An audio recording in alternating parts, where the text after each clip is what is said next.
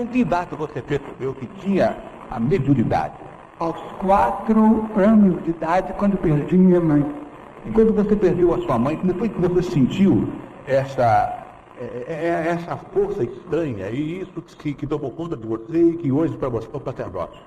Ela prometeu a mim, quando entregava os filhos a pessoas amigas, em vista da penúria material em que nos encontrávamos, ela me prometeu que voltaria para me buscar.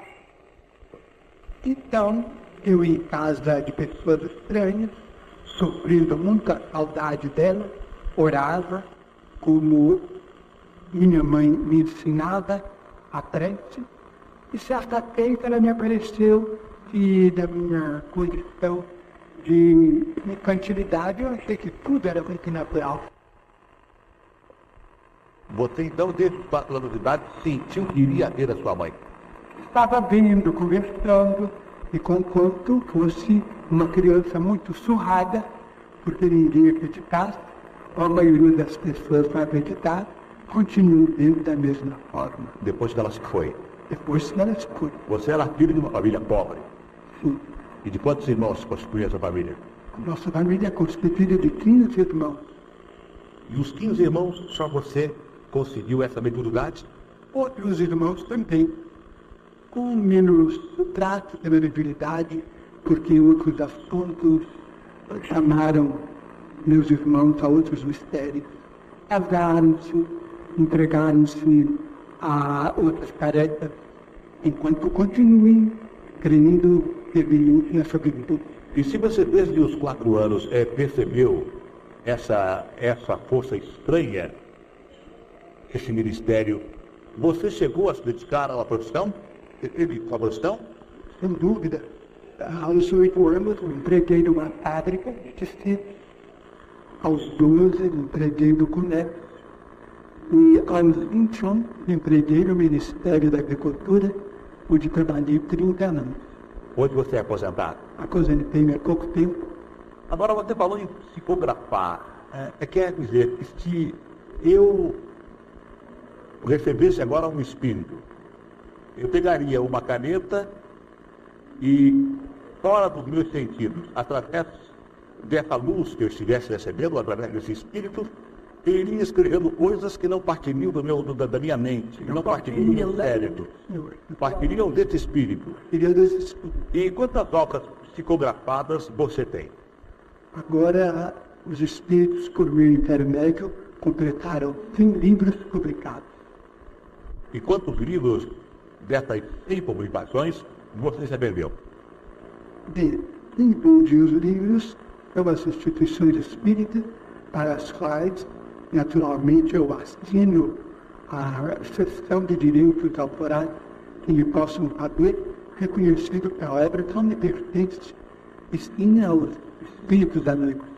Você, então, é um homem pobre, é um homem que vive do seu ordenado de... Sou rico de amizade, sim, mas você... Isso me torna milionário. Você, materialmente, é um homem pobre. Natural. Vive do seu ordenado. Vive do meu ordenado. Porque, de acordo com notícias que foram divulgadas pela nossa imprensa, estas 100 obras que você completa hoje, já foram vendidos mais de 1000 livros, não? A estatística lançada pelas próprias editoras acusa o número bastante.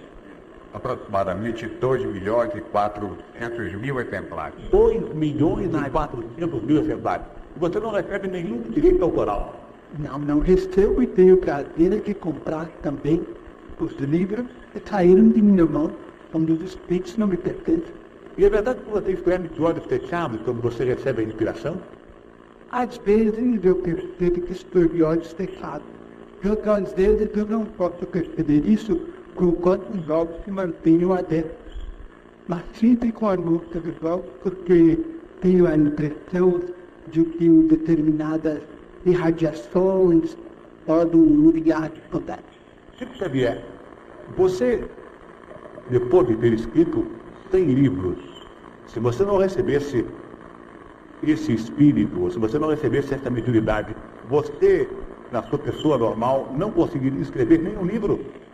A princípio, não, porque eu sentia absoluta estranheza quanto àquilo que o irmão meu escrevendo precisava de recorrer muitas vezes aos dicionários, mas como a mediunidade está em minha vida desde 1927, há 43 anos, esse tempo mais ou menos me proporcionou algum conhecimento do contato dos espíritos amigos, como uma pessoa que convivesse diariamente com professores muito distintos. Isto quer dizer que ao receber o Espírito, você alguma coisa guarda no seu subconsciente. Leio e constantemente eu datilografo também os livros para os espíritos, para que os livros saiam revisados de minha mão pelos autores espirituais. E quais as figuras famosas que encarnaram em você e que fizeram você escrever algumas obras? Eu não posso dizer que sejam figuras famosas, porque sempre, na maioria dos casos, usaram o pseudônimo. O espírito de Emmanuel nos orienta desde 1931. André Luiz afirma ter sido um médico no Rio de Janeiro e outros amigos, como o Casimiro Cunha, o irmão X. Eles naturalmente se ocultam com outros nomes para não criarem perturbações com os descendentes, porque o assunto é novo. Mas as suas obras já foram analisadas por escritores contemporâneos. E o que dizem esses escritores quando leem com um livro psicografado? Alguns creem, outros creem, e creio que o estudo deve ficar por conta dos leitores, porque deveria entrar aqui em lances autobiográficos, ficariam menos adequados ao nosso contato. Xavier, eu li alguma coisa numa revista a respeito de um livro que você psicografou e que a família do escritor reclamou, dizendo que você estava usando indevidamente o nome desse escritor. Anos depois, ou meses depois, foi aberto um cofre e foi retirado deste cofre um livro. E este livro era exatamente igual ao livro que você anteriormente havia psicografado. Verdade isso? Não, eu peço desculpas para esclarecer melhor. Eu gostaria. Eu não tenho o direito de dizer que não. Ao que sabemos, no cofre havia páginas de estilo semelhante, mas não totalmente, absolutamente iguais. Nesse caso, o Tribunal de Justiça do Rio de Janeiro ocorreu em 1944. A família pedia uma sentença declaratória para saber se as obras eram do espírito ou se não eram. Mas o juiz entendeu que a justiça, por enquanto, ainda não poderia entrar nesse caso. E era a família do escritor. Com todo respeito ao nome de Humberto de Campos, eu posso declarar que foi a família do escritor Humberto de Campos. E depois a família que eu faço questão de declarar a minha veneração para com todos os seus membros. E acha Chico Xavier que o mundo espírita da criança que o homem começa agora a gerar no tubo de ensaio. Tenho ouvido por diversas vezes o espírito de Emmanuel a respeito disso. Ele diz que o nosso respeito à ciência deve ser um contexto e que o progresso da ciência é infinito e que a solução do problema do tubo de ensaio para descanso do claustro materno é viável, mas restará à ciência um grande problema, o problema do amor com que o espírito reencarnante é envolvido no lar.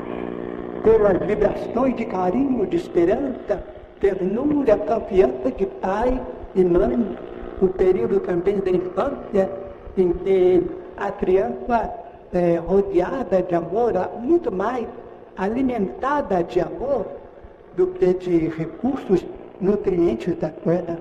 Vamos ver como a ciência poderá resolver esse problema para que não venhamos a cair em monstruosidades do ponto de vista mental. Chico Xavier, você disse que recebe com muita frequência o espírito de Emmanuel. Emmanuel, é com quem você fala com mais frequência? Mais frequência, porque ele orienta. Emmanuel deve ser um intelectual, deve ser um espírito de muita luz, como se diz na forma popular.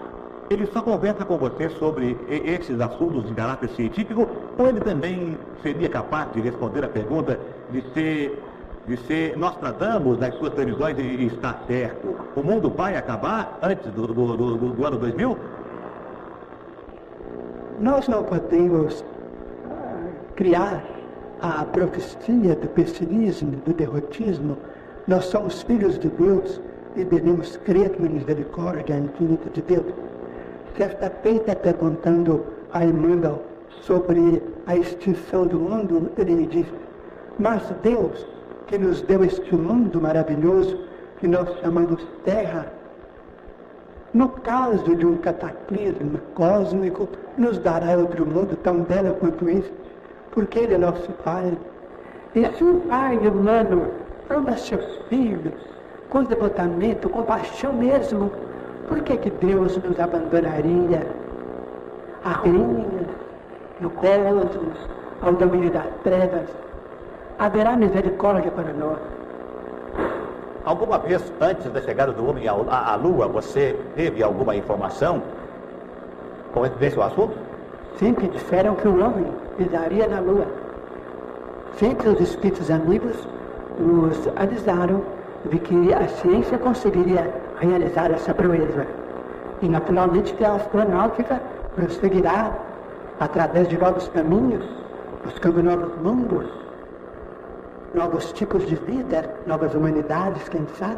Chico Xavier, você mora na cidade de Uberaba? Há quase 12 anos. E muitas pessoas em todos os cantos do Brasil vão procurá-la? Muita gente por bondade vai até lá, mas não por mérito, eu não sei. E quando a pessoa vai a Uberaba, você recebe essa pessoa? Às segundas, sextas e sábados à noite, porque eu durante o dia tenho sempre tarefas com os espíritos e obrigações com a vinculação profissional. E como eu não posso viver da doutrina espírita, naturalmente de trabalhar. Agora, segundas, sextas e sábados, estamos lá para receber todos com muita alegria e com muita honra para nós. E as pessoas que vão a Uberaba consultam sobre os mais diversos problemas? Sim, consultam sobre diversos problemas da vida, as dificuldades que estamos atravessando, muitas dificuldades espirituais, os conflitos que nos surpreendem o nosso centro. Você é solteiro ou casado? Solteiro. Solteiro. E por que você não casou? Você acha que um lar a dois atrapalharia o seu trabalho? Não, a doutrina não me proíbe isso, mas a mediunidade, já com as mensagens psicografadas, começaram a minha vida logo depois dos 15 anos de idade. Eu me apaixonei tanto pela obra do livro com os espíritos e os livros me tomaram o tempo todo. Entre os 100 livros que você acaba de psicografar, qual deles mais lhe empolgou? Qual deles você achou mais interessante? O livro que mais me empolgou... Eu gostaria que você dissesse, porque o nosso programa é de uma audiência extraordinária, ia começar por mim, amanhã nós vamos procurar esse livro para ler alguma coisa a respeito da psicografia, para ler algum trabalho psicografado. Dos livros que passaram por minhas mãos, um dos que mais me empolgaram foi o Paulo e Estevão, onde o espírito de Emmanuel faz a biografia desses dois maravilhosos vultos do cristianismo, São Paulo e Santo Estevão. E esse livro encontra-se nas livrarias comuns ou não? Encontro. Em qualquer livraria. Paulo e Estevão. Paulo e Olha, eu acho que não há mais necessidade de nós continuarmos cansando você com a Não, pergunta? não me canso, estou muito feliz. O nosso prazer foi muito grande em recebê-lo neste programa. Se você quiser dizer mais alguma coisa, à sua vontade, o tempo todo é seu. Estou muito honrado pela oportunidade do contato que está tendo com os amigos todos do Canal 4, com os amigos de Uberaba, São José do Rio Preto, e esses corações maravilhosos de São Paulo. Fábio Gomes, muito agradecido a você pela sua presença no programa. Muito obrigado pela sua parcela de colaboração na vinda de Chico Xavier ao nosso programa. É muito agradecido. Foi um prazer conhecê-lo. Qualquer dia, se eu puder, e se eu for a Uberaba, vou visitá-lo em sua casa, retribuindo a honrosa visita que fez ao meu programa. Muito agradecido, Chico Xavier. Uma boa viagem. Muito obrigado. Receba as palmas da plateia.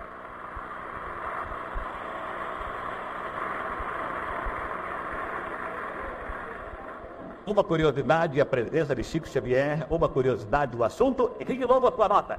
10. Maria Helena, a sua nota. 10. Cláudia Marroda, a sua nota. 10. Edgar Franco, a sua nota. 10. 40 pontos. Olha, espectadores, 40 pontos. Recebeu a programa Silvio Santos na noite de hoje.